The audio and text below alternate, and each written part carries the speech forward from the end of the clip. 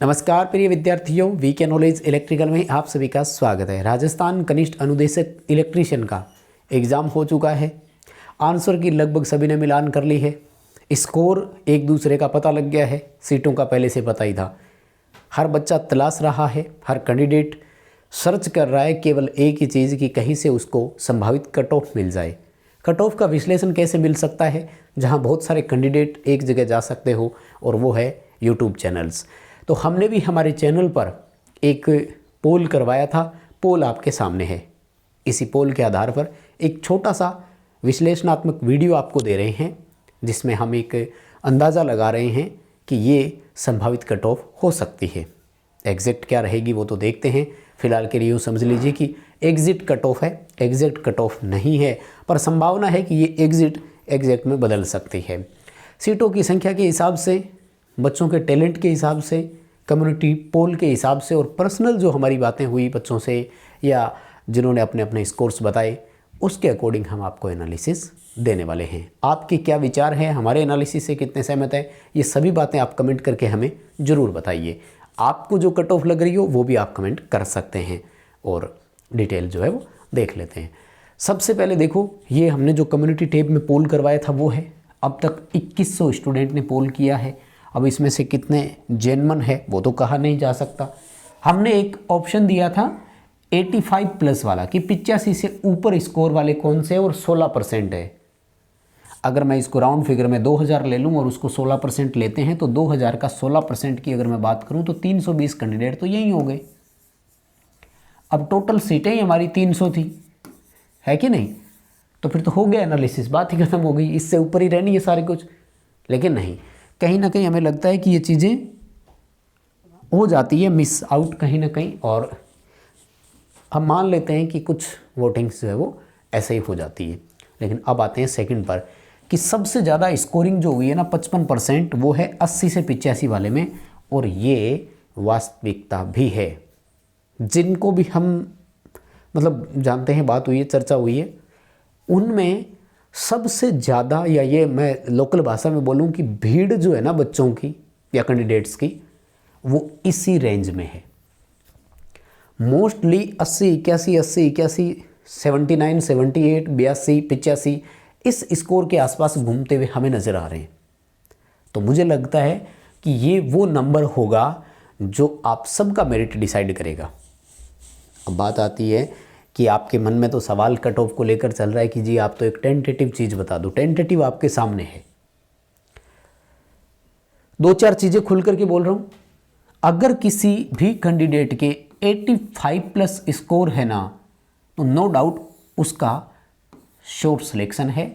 Final selection से कोई नहीं रोक सकता। भावी अनुदेशक, आप बिल्कुल अनुदेशक बनने जा रहे हैं। अगर 85 प्लस आपका स्कोर है तो क्यों स्कोर है, देखो मैं आपको 80-85 वाली रेंज क्यों ले रहा हूँ, क्योंकि मानकर चलें कि 120 नंबर में से 80 क्वेश्चन जो टेक्निकल के थे और 40 क्वेश्चन जो राजस्थान जीके के थे। स्कोर का जो सिनेरियो आ रहा है ना मेरे सामने, वो ये आ रहा है कि औसतन हर बच्चे के यहाँ 60 से 65 क्वेश्चन सही हो रहे हैं माय डियर। और ये छोटा आंकड़ा नहीं है, मतलब टैलेंट की तो कमी नहीं है, आप सबने मेहनत यही की है।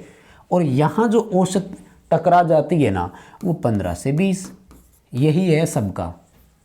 अब अगर 60 और 20 को लेकर चलें तो भी 80 हो रहा है, और 65 और 15 को लेकर चल रहे हैं तो भी 80 हो रहा है। यानी ये है आपका एक तरह से बॉर्डर लाइन, समझ लीजिए इसे। अब इस वाली लाइन में कोई थोड़ा सा नीचे और आ गया होगा तो उसके 58 से 62 बन रहे होंगे, या ये स्कोर मान लो ये 15-20 का ही है। कोई रेयर केस में होगा जिसके 25 सही हो गए होंगे, वो एक अलग पॉइंट्स आता है। लेकिन ये 80 नंबर जो है ना, आप इसको नकार नहीं सकते। छोटा नंबर भी नहीं है। अगर इसकी मैं मेरिट में कन्वर्जन करूं तो लगभग 12-7-84, 70%, 1-2% और नीचे कर दो 4 नंबर के तो 68% नंबर बन रहे हैं। तो 68% मेरिट कम भी नहीं है और बहुत ज़्यादा भी नहीं है, जा भी सकती है। तो मैं आपको नंबरों के हिसाब से फाइनल स्कोर लेकर चल रहा हूं, जिस पर हम बात करने वाले हैं। देखो, अनरिजर्व और ओबीसी में अब तुलना करनी छोड़ दो। इन दोनों की मेरिट सेम रहेगी, कोई फर्क नहीं पड़ने वाला है। अन रिजर्व में ओबीसी वाले ही होंगे ज़्यादातर, और वहीं कंपटीशन घूमता हुआ हमें नज़र आ जाएगा। ये जो 80 नंबर का रेट मैं बता रहा हूँ ना आपको, रेंज, यहाँ ओबीसी में खूब आपको देखने को मिल जाएंगे। तो इन दोनों की मेरिट को लगभग एक ही रेंज में लेकर चलें आप, ज़्यादा नहीं। हाँ, इतना बोल दो कि जनरल को आप 70+% ले जाओ, परसेंटेज की बात कर रहा हूँ, नंबर मत सोच लेना। 70% प्लस मान लो तो इसको 68% कर दो या 69% कर दो, बस इतना ही मान कर चलना। 1% का वेरिएशन मिल जाए तो वो बहुत है, वो भी सीटों की वजह से। आपको अनरिजर्व के लास्ट बच्चे और ओबीसी के फर्स्ट 4-5 बच्चों के नंबर देखेंगे ना तो सेम मिल सकते हैं। तो जहाँ तक मेरा मानना है, अनरिजर्व में आपको सिलेक्शन होने के लिए 80+ का स्कोर तो चाहिए भाई। अब कोई बोल दे कि गुरुजी भाई ज़्यादा बोल रहे हो यार, तो इतने तो लाने पड़ेंगे यार, क्योंकि जिन्होंने पेपर दिया है ना उसमें 300 में अगर 1000 बच्चे भी जेन्युइन है ना, तो वो जेन्युइन 80 से ऊपर नंबर लाने वाले हैं, तो सीटें तो 300 ही है ना। अपन मान लेते हैं कि इसमें नॉन CTI वाले भी बैठे थे, इसमें अपीयरिंग वाले भी बैठे थे, वो सब सिनेरियो सोच लेते हैं। फिर भी मुझे ये लगता है कि अनरिजर्व में सेलेक्ट होने के लिए आपको 80 या इससे ऊपर नंबर तो लाने ही पड़ेंगे। अब किस्मत है कि 78%, ये मैं फाइनल मेरिट की बात कर रहा हूँ, सिलेक्शन के लिए वेटिंग में डॉक्यूमेंट वेरिफिकेशन और वो देखो जो भी हो सकता है। मेरा यही मानना है 80 नंबर आपको कम से कम लाने पड़ेंगे, और ये 68% के आसपास मेरिट ही बन रही है। 70% का लेकर चलें तो 84 नंबर बन रहे हैं, और इससे कम की उम्मीद करना मत। अगर कर रहे हो तो चलो अच्छी बात है, मान कर चल लेते हैं, कोई बात नहीं, आ जाएगा सामने। दूसरा पॉइंट किसका आता है, ओबीसी का। देखो तो ओबीसी वाले भी ज़्यादा इस रेंज में नहीं चलें, ओबीसी वालों का 1-2 नंबर का कम, मान लीजिए 77 नंबर से ऊपर, तो इनको भी लाने पड़ेंगे। और नीचे ले आओ 75 ले आओ, 75 से कम तो कहाँ पे आओगे यार, समझ रहे हैं। 66% के आसपास हो गया, पर अगर 75 नंबर को भी आप लेकर चल रहे हैं तो ये नंबर तो लाने पड़ेंगे। 120 में से 75 नंबर तो ज़रूरी है ओबीसी में, क्योंकि ओबीसी और अनरिजर्व में फुल आपस में कंपटीशन, मतलब सीटें वहीं भर जाती है ओबीसी की वजह से ही। अनरिजर्व में कुछ एक बच्चे एससी वाले भी शामिल हो जाते हैं तो वो आ जाते हैं। अब आप अनरिजर्व, ओबीसी और एससी की मेरिट में तुलना न करवाएं, लगभग सिनेरियो वहीं घूमता हुआ नज़र आता है। हाँ, ईडब्ल्यूएस और एसटी की मेरिट ही नीचे रहेगी बस। तो ये इन दोनों की आप नोट कर लो, आपको क्या लग रहा है वो आप हमें बता सकते हैं।